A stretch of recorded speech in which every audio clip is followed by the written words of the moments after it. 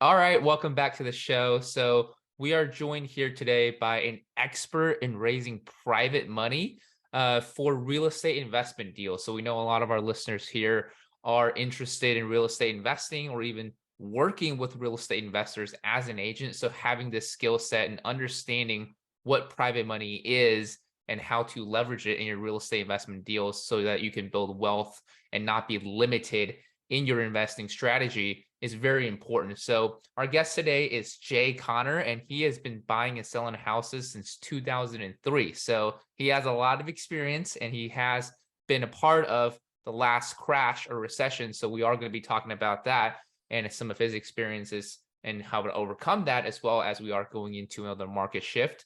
Um, Jay has been involved in over $52 million of real estate transactions, and he has done over 450 rehabs as well. So he has a lot of experience in the space. And he is also the author of a private money book of Where to Get the Money Now. So Jay is a very experienced expert in this space. And I want to bring him on and kind of have him introduce his story and how he got into not just real estate, but being an expert in private money investing and private money raising as well. So, Jay, welcome to the show. Well, hey, Kobe, I'm so excited to be here to talk about my favorite subject, which is private money. So thank you for having me come on. Yeah, no problem. I mean, I think, I work with a lot of investors myself, and I know some people who are very excited about working with private money lenders who do this, who is, it's part of their business. So I really want to kind of get your take on, what prompted you to focus on raising private money as your main funding or financing source. Because we all know for investors, financing is a big headache, right? Especially for the newer investors out there. Well, I can tell you, Kobe, I can tell you how I did not get involved in private money. And that is, I just didn't wake up one morning and say, hey, I think I'll go raise some private money. No, it was out of necessity. So it happened in January 2009, right in the middle of that global financial crisis and crash. So from 2003, how did I get in private money? So from 2003 until January 2009, for 6 years, the first 6 years that my wife, Carol Joy, and I were in this business, I relied on the local bank. I relied on traditional institutional money to fund my real estate deals. Now, most of the deals that I do are single family homes. So I'd never heard of private money. I'd never heard of creative financing. I'd never heard of, lease options. I'd never heard of buying a house subject to the existing note. I didn't know any of that world. So I tell you, Kobe, I remember it just like it was yesterday. I actually picked up this exact phone. And believe it or not, we still have actual handsets attached on a cord to telephones in North Carolina. Anyway, I picked up my phone and I called my banker, Steve. And I had done a lot of transactions with Steve for 6 years here at the local bank. I called him up and I told him about two houses that I had under contract to buy. And back then in 2009 in North Carolina, when you put earnest money down, you couldn't get it back, right? And so I had money tied up in the deal. And I learned very quickly on that conversation, Kobe, that I had my line of credit shut down with no notice. Nobody from the bank had even called me and told me that my line of credit was gone. Had nothing to do with my credit score. I had an 800 credit score. I had a great relationship with the bank. Well, I learned on that telephone conversation from Steve that because of the global financial crisis that I did not know I was a part of, that they weren't loaning money out to real estate investors anymore. So now the global financial crisis, now I got a crisis, right? I got these deals under contract to buy and no way to fund them. So I tell you, Kobe, I sat here in my chair for a moment after I hung up the phone with Steve, and I thought to myself, and I asked myself a question. But before I asked myself the question, I told myself something. And I said, you know what, Jay? It's impossible for you to fail unless you choose to quit. And I could have quit. That's one option, right? I could have quit, but quitting was not an option for me. And so I sat here and the question that came to my mind was, Jay, you got a challenge going on here. I've been told there's a seed of opportunity in this problem. Where's the seed of opportunity? So I asked myself, who do I know that can help me with this challenge? And that's always a great question to ask, right? You know, Dr. Benjamin Hardy wrote the book, It's Not How, It's Who, right? So who could I ask? Well, the first person that came to my mind was Jeff. And Jeff was a real estate investor at the time, really good friend of mine. He lived in Greensboro, North Carolina at the time. And I called up Jeff and I told him what had happened. And he said, welcome to the club. I said, what club, Jeff? He said, the club of losing your lines of credit at the bank. I just lost my line of credit last week. I said, well, what are you going to do? He said, well, have you heard about private money? I said, no.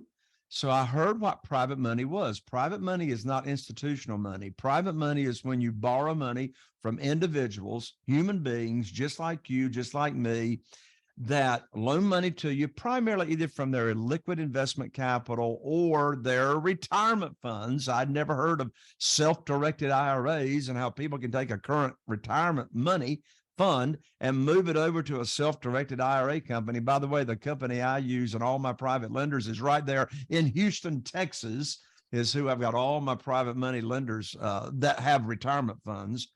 And so he told me about it and I said, wow. So I put my private money lending program together. So what's so different about private money is you don't apply. Your credit score has got nothing to do with how much private money you can get. There's no limit to the number of private lenders you can have. And you know what, Kobe? Since that day in January 2009, I've never asked anybody for money. I've never pitched a deal to anybody. And people say, hey, Jay, have you got $8.5 million in private money that you just moved from projects to projects to projects? And the answer to that is I put my private lending program together, what interest rate I was going to pay, what the length of the notes are, et cetera, and how am I going to protect my private lenders. And I started teaching people right here in my local area. I started teaching people what private money was and how the program works. You know, the traditional way to borrow money is you go to the bank and you get on your hands and knees and you put your hands underneath your chin and you say, please give me a mortgage. Please fund my deal. Not in this world of private money. You make the rules. You set the parameters. You teach people what your program is. You don't pitch them a deal. They let you know how much they got to work with. Is it retirement funds? Is it investment capital? And then you say, hey, I'll get you a deal to fund just as soon as possible to put your money to work. And then I call them up with great news. And I say, hey, I got great news for you. I can now put your $150,000 to work. I got a house in Newport with an after repaired value of $200,000. Funding required is $150,000. I know they got it because they already told me. The after repaired value is $200,000. Closing is next Thursday, so you'll need to have your money wired to my real estate attorney next Wednesday. Notice, that's the end of the conversation. Notice I didn't ask them, do they want to fund the deal? That's the most stupid question I could ask. Of course they want to fund the deal. I'm not going to bring them a deal to fund that doesn't fit the criteria of the program that I already taught them. And so they fund the deal and that's it. So this whole experience of, it's the biggest, Kobe, it's the biggest blessing in disguise.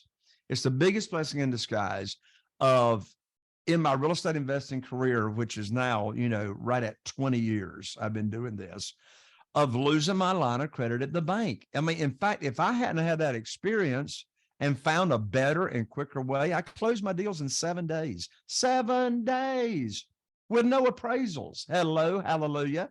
So if I hadn't had that experience and that pain and asking myself, Jay, who do you know that can help you with this challenge? I wouldn't even be here on your podcast with you.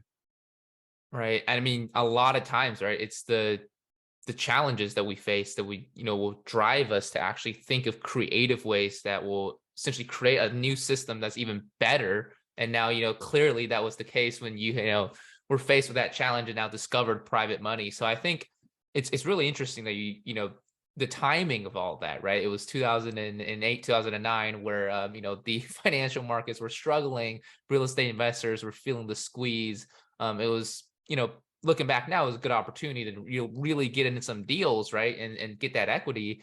So I think, in this current market right now, 2022, 2023, people are thinking of, what's going on, is this going to be a repeat of what's going to happen in 2009?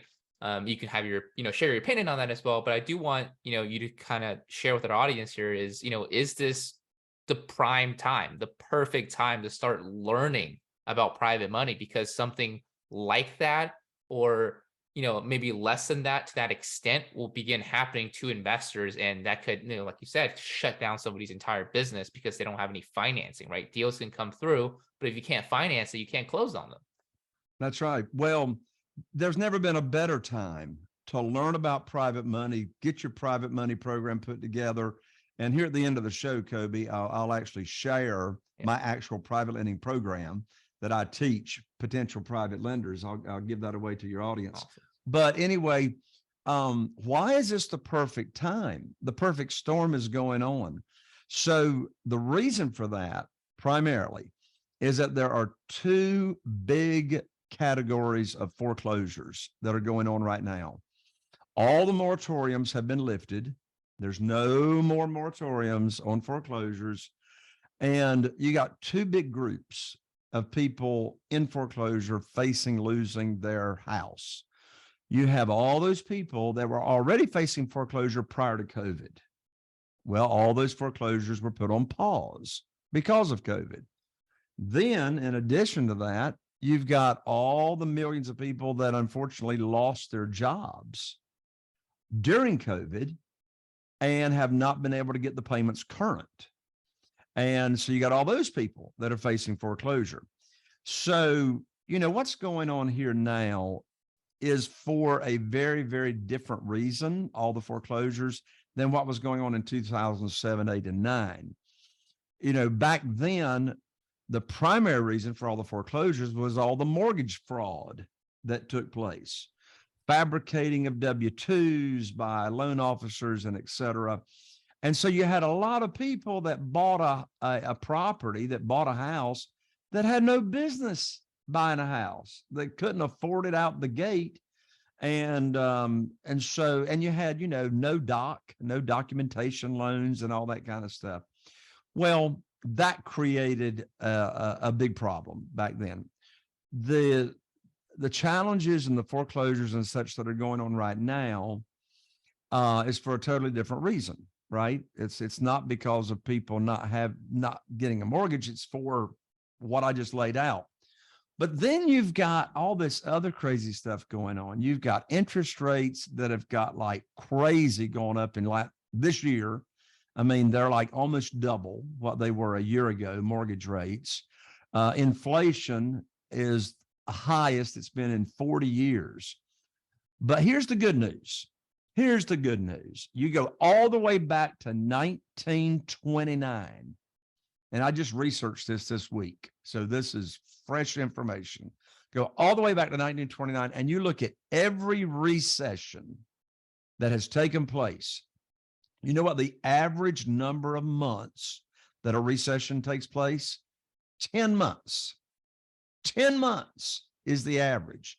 The longest in history is 18 months.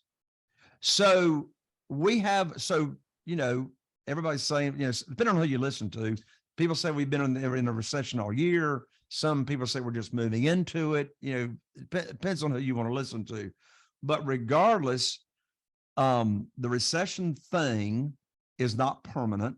However, with the foreclosures and all this going on, let me tell you, whoever's got the cash available to them is going to have a huge opportunity from today for about another 12 months, right?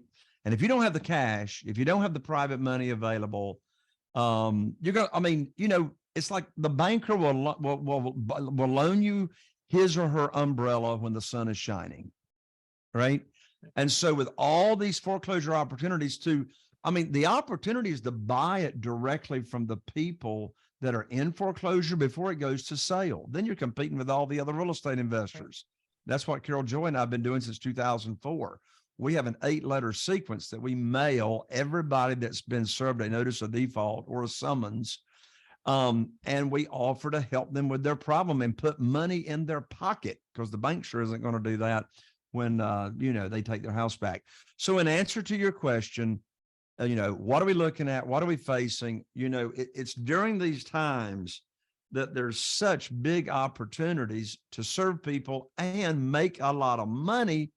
But now there's always going to be foreclosures. There's always going to be foreclosures. But this storm, this vortex that's going on right now, and I believe for about the next 12 months, is a limited opportunity to have this much opportunity to serve a lot of people and make a lot of money by having the private money available. Right. Yeah. I mean, that is one of the most important things for investors who are looking at this as an opportunity to remember is if you don't have the capital available, right? If you don't have the ability to actually close on deals, then, you can, mail all the foreclosures you want. You can't close on them, right? You could, potentially wholesale it or do whatever you want with it, but that's not taking advantage of the opportunity. That's just doing a sales business, right? So it is important. And I think private money, because it's not dependent on any institution, it's very individual. And you can probably touch on this as to the other advantages of private money as well, especially in an opportunity zone or opportunity time period, is it's not related to an institution. It's not dependent upon something else that you can't control. It's mostly within your control. Yeah. And I guess, we should probably be very clear about this, Kobe. When I say private money, I'm not talking hard money. I'm not talking, so private money is it's one-on-one transaction between an individual, a couple of individuals. You can have more than one private lender funding the same deal. But a hard money lender in most cases, and by the way, I've got some really, really good friends that are hard money lenders that have actually learned how I raise private money, and they go raise the private money for their hard money fund, right? But most of the time, a hard money lender is a broker, is a middle person, is a broker of money. They go out and raise private money for their fund from individuals, and then they use that fund to lend out to real estate investors, and they make their money primarily by charging points or origination fees, But so, I mean, the difference between hard money and I say forge a relationship with everybody that you can, right? So I'm not knocking hard money, but I am saying when you raise private money, you're making the rules. The interest rate is much lower that you offer to pay your private lenders. I mean, for example, I'm paying my private lenders 8% right now. A good friend of mine owns a hard money fund. And as recent as 6 or 7 months ago, he was loaning at 7.25%.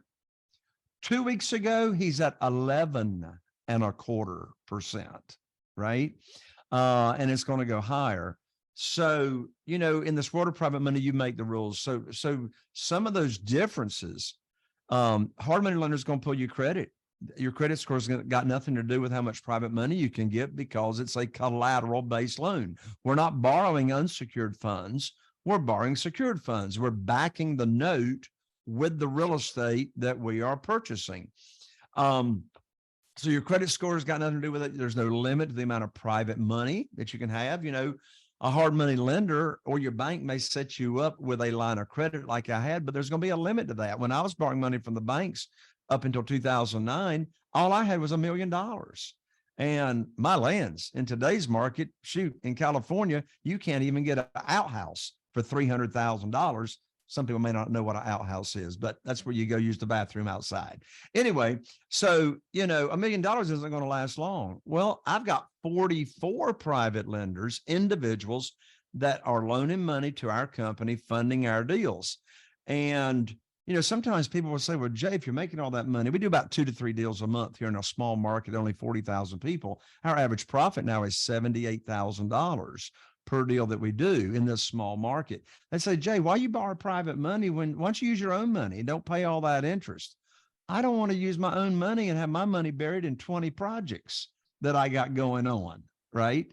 So your credit score, there's no limit, and close fast. With private lenders, I'm able to close in 7 days or less. Now, of course, you can't do that unless you got a good relationship with your title company or real estate attorney to get your title work and all that done. But they fund right away. I don't have to wait on any kind of appraisals, right? So the funding can be, very, very fast. My favorite reason for private money is I never take any of my own money to closing, and I always bring home a big check. I always borrow more than I need to buy the house. And the only way I can do that is because I'm buying the houses at a deeply discounted price. Most of the houses that we buy do need some rehab. That's why we buy them at such a discounted rate.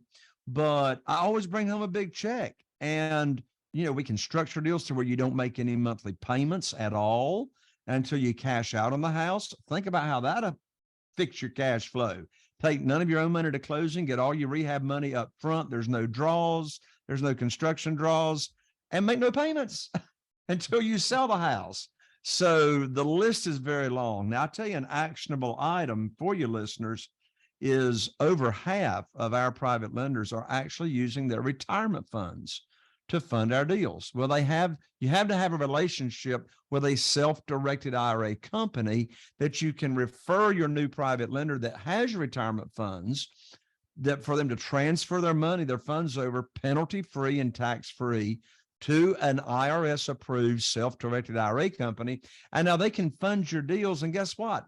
They earn unlimited money per year, either tax-deferred or tax-free, depending on the type of retirement account. So, cash flow puts you in control. You make the rules. Your lender does not make the rules. And listen, the lender does not own any of the property. The private lender is the bank. They act in the same capacity as the bank, and they get the same protection that the bank would. We put them on the insurance policy as mortgagee. They get a deed of trust or mortgage, depending on the state that you're in. So they love the program for three big reasons. They make a lot of money, a lot more money than they can at the local certificate of deposit at the bank. It's safe and secure because we're backing the note with a deed of trust or mortgage. It's safe because we're not borrowing more than 75% of the after repaired value. I didn't say 75% of the purchase price.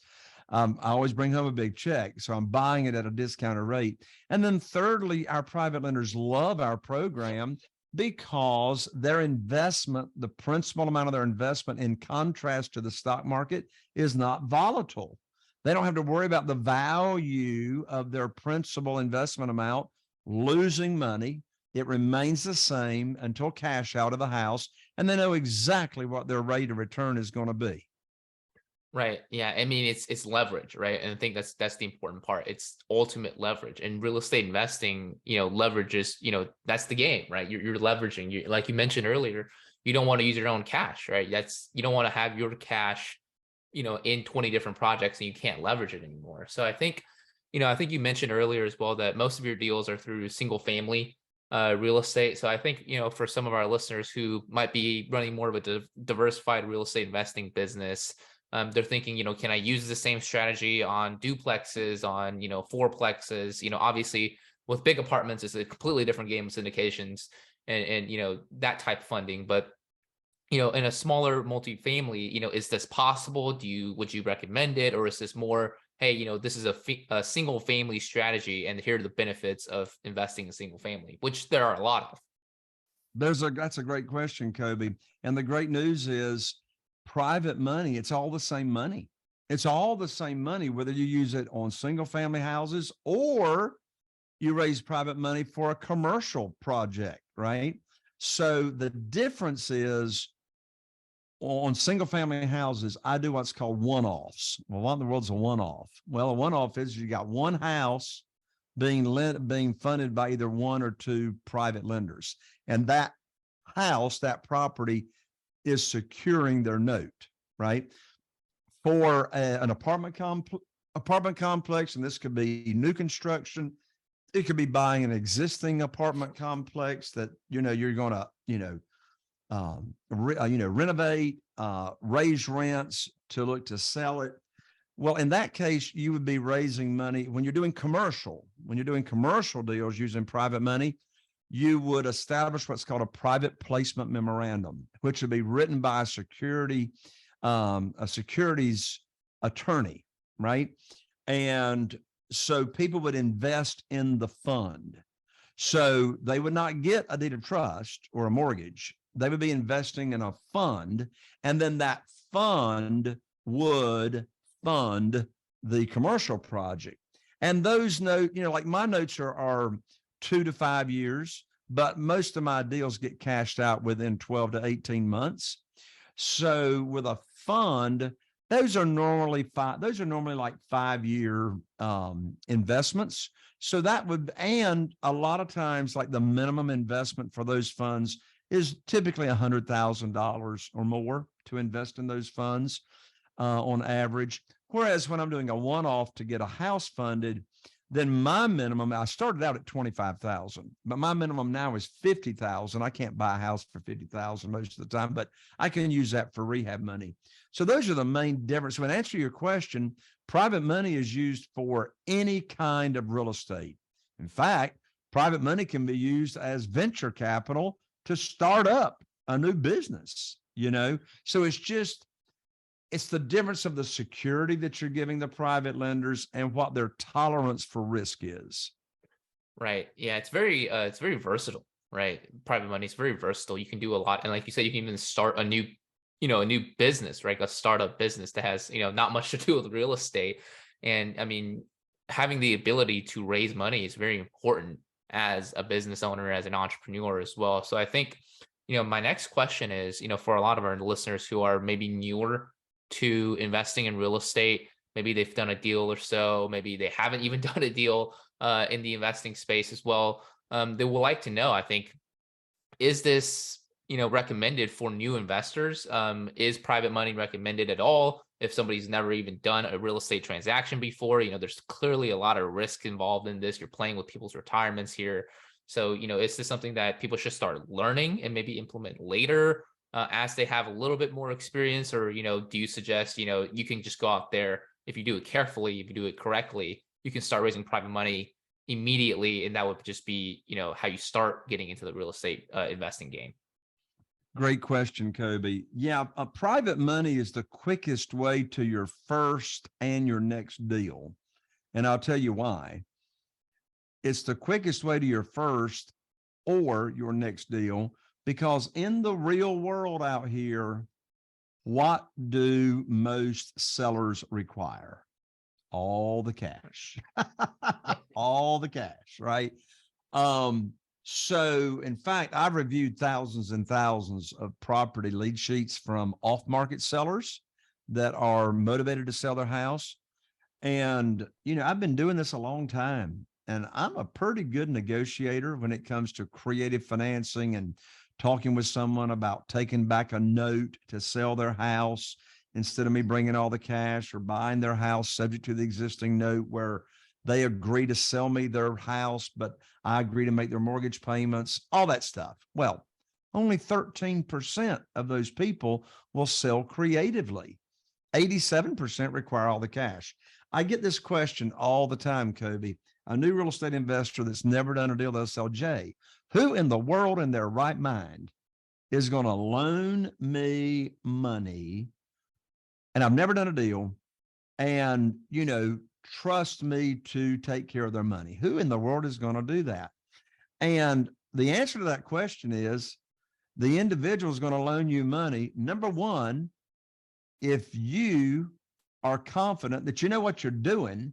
So really, in answer to your question, it depends. So I'll flesh this out. So they got to believe you know what you're doing. Well, what's the definition of knowing what you're doing? What's the maximum. You've got a formula that is the maximum that you should pay for a property using all cash. We call that the maximum allowable offer formula, right? You better know if there's rehab involved, you better know how to estimate repairs, and you need to have a relationship with a contractor that's not going to take you to the cleaners, right? So here's the bottom line.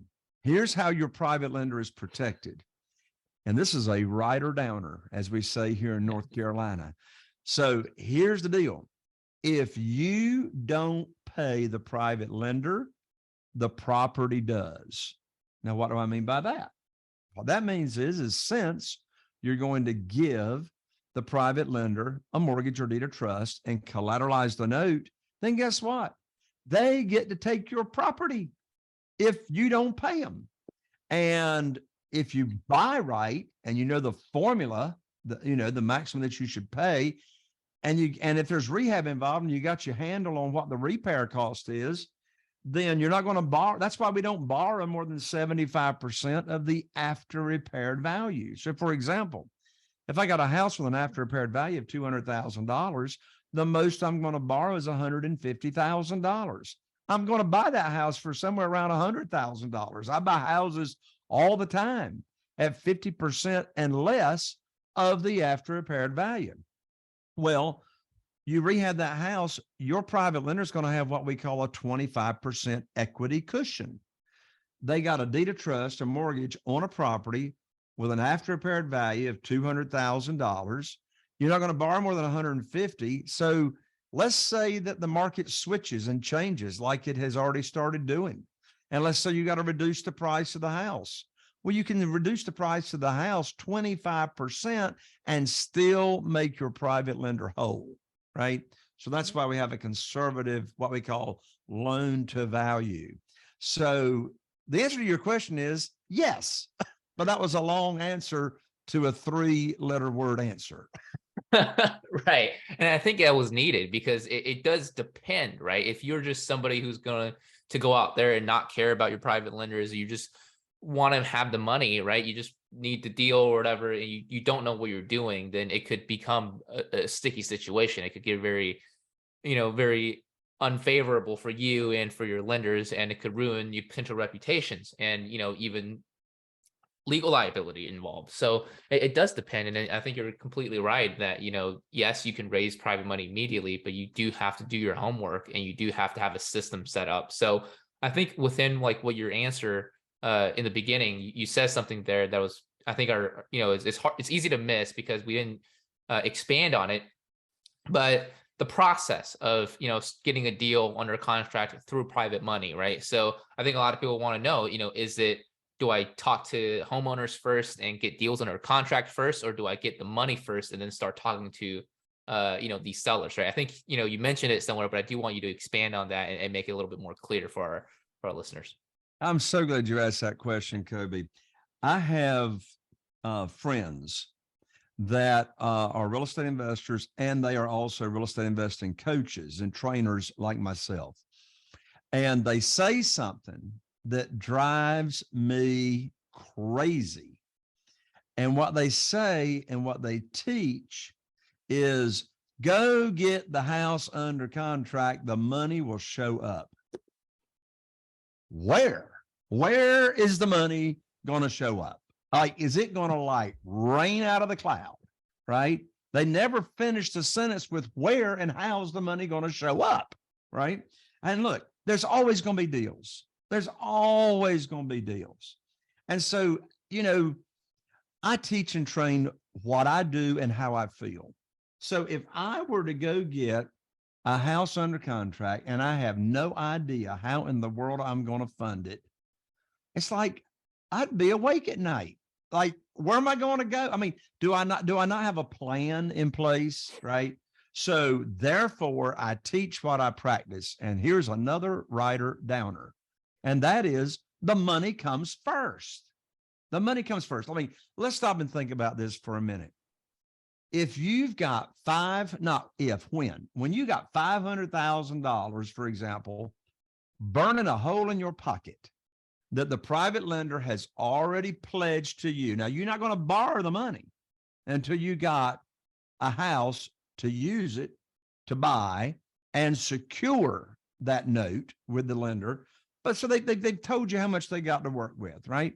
So you go find a deal just as soon as possible. Think how much more confident, think how many more offers you're going to make when you can close in 7 days or less, when you've got the money lined up first. And, as I said, when we started out, I've never asked, I've never begged, I never chased, I never sell, I never try to persuade anybody. Really, I tell you, Kobe, the first step in being successful in this world of private money is you got to own the real estate in between your ears. That's the first step. And that's for, I don't care if it's private money, real estate, or cutting people's hair. I mean, it don't matter.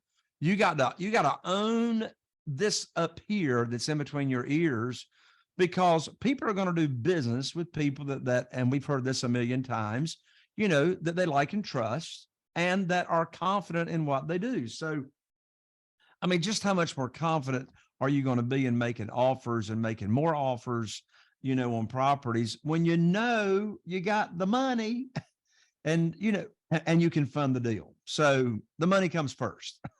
Right. I love that. I love that answer because not a lot of people talk about that, right? We hear all the time is to get the deal under the contract. And then, well, how do you even talk to a seller, right? You become the wholesaler in that situation. And you just, you're competing with the same people who sellers been approached hundreds, if not thousands of times with these unreliable people who are going to be at the closing table and they're not going to close. And, it leaves a very bad taste in their mouth. So now you have the ability, like you said, the cash, and you're not borrowing the money, right? It's not like you're taking somebody's, retirement and you're keeping it. It's when you get the deal under contract, then the money starts to be in play. So it changes the game. And I love the way that, that you explain it and that you do business this way, because there's not, there's a very aggressive game, right? In real estate investing, and people are just more aggressive. They want the quick wins. And I think the way that you do it, you're setting up the business first, and it just creates much more confidence in yourself to be able to go out there and do it right. And that's a big difference, right? Yeah. Than trying to figure it out. And people ask me all the time, well, Jay, actually, how fast and how much money can I get? Well, one of my students, Carly Manino, about a month ago, she learned the way that I raise private money and, copied my program, my private lending program. And within a week, she had over $900,000 in private money burning a hole in her pocket that, for her to go out and make, so once people implement my simple and easy to use private money strategies, I hear it all the time, $500,000 and more in less than 30 days, to use for their next real estate deal or deals. Yeah. And I'm glad you brought that up. And, shout out to your student for doing such a great job, and for you for, helping her out with that as well. But I'm glad you brought that up because I think, our listeners today have gotten a lot of value from this interview and the value that you've shared. So I want to thank you for that. But for people who want to learn more about this, who want to learn more about you, right? Where are some ways that they can follow you? How can they get your private money program? I'm sure there's people, on the edge of their seats, they've written down the notes and they're just like, I want to get into this program and I want to learn how to do this tomorrow or yesterday. Absolutely. Well, I'm so excited, Kobe, about the recent private money guide that I just wrote, and I will give it to your listeners for free, right? And the name of this guide is 7 Reasons Why Private Money Will Skyrocket Your Real Estate Business and Help You Build Incredible Wealth. Your listeners can download it for free at www.jayconner, and I'm an ER, not an OR. So www.jayconner.com/money guide. That's all one word, Jayconner, JAYCONNER.com/money guide. And they can download that really, really easily. And another way to follow me is just go to, if you listen to podcasts on Spotify or iTunes, just search for the name of my podcast, which is Raising Private Money with Jay Conner. And I go 2 shows a week on Mondays and Thursday, early in the mornings, and I interview other real estate investors that are raising a lot of private money. And I ask them on the show, well, how are you doing it? Where do you find them? What are you saying to a potential private lender? And so that's also a great way to learn more about private money, in addition to downloading the Private Money Guide. Listen to other people about how they raise a lot of private money and get it very, very quick. Yeah, I love it. And I love the name of your podcast. Very straight to the point. So Yeah, for if you guys missed that, or if you guys want to download that free guide as well and follow Jay, make sure to check the description or show notes below after the show, and I will leave a link in there for you so that you can have it and download it as well. Always be making sure to check out the descriptions. There's always a lot of free stuff that our listener or our guests are sharing with our audience here, and we're very appreciative of it. So, Jay, I want to thank you again for being on the show and sharing your knowledge with us here today. I personally learned a lot as well, and hopefully our listeners did as well. So, before I let you go, is there any last comments or thoughts that you want to leave with the audience today? Yes. Don't start out in this business like I did. So, two pieces of advice. Make your own rules, right? In this world of funding, don't rely on institutional money, right? And secondly, hook up with somebody like Kobe or, somebody in your local market. Do not start this journey by yourself like I did, right? Work with, get a mentor, work with someone that's done this business, that's, been through the minefields beforehand, and mitigate and lower your risk of getting out there and losing a bunch of money and making big mistakes. So work with a seasoned real estate investor when you start out. Right. I love that advice. And, always learning from other people's mistakes, right? And that's the way to go. So, Jay, I want to thank you again for being on the show today. I really appreciate it. And for our listeners out there, thank you guys for tuning in. Make sure to leave a like and a subscribe and a follow if you guys are listening to this on Spotify or Apple Podcasts. But other than that, I want to appreciate your time again with us today, and I'll see you guys next week. Take care.